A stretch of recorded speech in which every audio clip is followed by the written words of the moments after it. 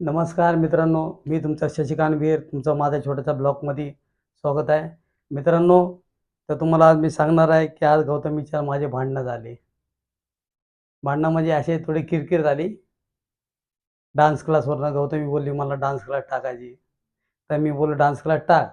पण ती बोलते की माझ्या मैत्रिणींसोबत मी डान्स क्लास टाकणार आहे, गावी माझ्या. तर मी तिला बोललो की बघ, मैत्रिणींसोबत नाही, तू एकटं तुला काय करायची कर. दुसऱ्याला सोबत घेऊन तू काही करू नको. कारण असं असतं की पार्टनरमध्ये कोणते पण कामं पूर्ण होत नाहीत. मग त्यासाठी तिला बोललो, तुला एकट्याला काय करायची तू कर. मैत्रिणीला सोबत घ्यायचं, उद्या तिच्या घरचे अजून काय बोलतील, मग त्यासाठी तू मैत्रिणीला घ्यायचं नाही. तुला काय करायची, तू एकट्याने आपलं स्वतःचं स्वतंत्र कर. तुला डान्स क्लास टाकायची, दुसरं अजून काही बनवायची तुला, तू स्वतः हे कर. कारण काय माहिती आहे, मला विश्वास नाही कोणावरती. कोणाला सोबत घ्यायचं, नंतर मग ते अजून कामधंद्यामध्ये काय टाकता तुम्ही त्याच्यामध्ये थोड्या गोष्टीवर माझं किरकिर होणार. ती पण किरकिर करणार, मग ते पण चांगलं वाटणार नाही. त्यासाठी बोललो, तुला काय करायची एकट्याला कर. ती बोलते की पप्पा, तुम्ही मला आहे ना कधीच काय करून दिलेलं नाही. तर तुम्ही मित्रांनो विचार करा. आता पोरगी माझी असं बोलते की तुम्ही पप्पा मला कधीच काय करून दिलं नाही. हं.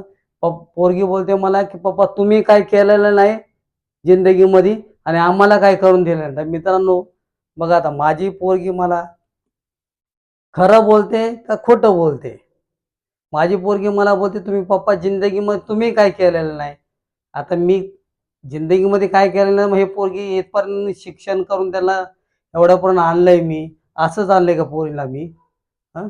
बायको पण माझी कशी पोरीची साईड घेते. मग आता बायको पण माझी पोरीची साईड घेते म्हणलं, म्हणजे चांगल्याला प्रोत्साहन द्यायचं, वाईट ह्याला प्रोत्साहन द्यायचं ना, माझं असं आहे.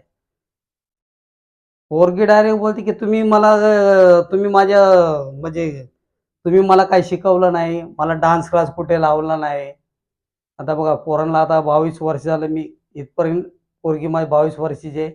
तिला इथपर्यंत मी शिक्षण करून आणलं. जे पाहिजे ते दिलं पोरीला मी, पोरांना, तिन्ही पोरांना माझ्या. आणि नंतर बोलतात की पप्पा तुम्ही आमच्यासाठी काही केलेलंच नाही. मग आता काय करायचं पप्पांनी?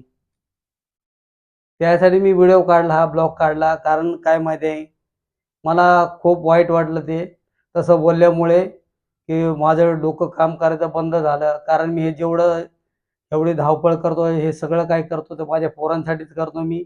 आणि पोरांनी डायरेक्ट मला असे बोलले, की तुम्ही आमच्यासाठी काही केलेलंच नाही बोलणं. आणि माझी बायको पण, सारिका पण तिची साईड घेते. कारण मला हे चांगलं वाटलं नाही, त्यासाठी मी ब्लॉग काढल्यामुळं तुम्हा लोकांना सांगावं बोललो. कारण माझं मन हलकं होण्यासाठी मला खूप वाईट वाटलं, या अशा गोष्टी.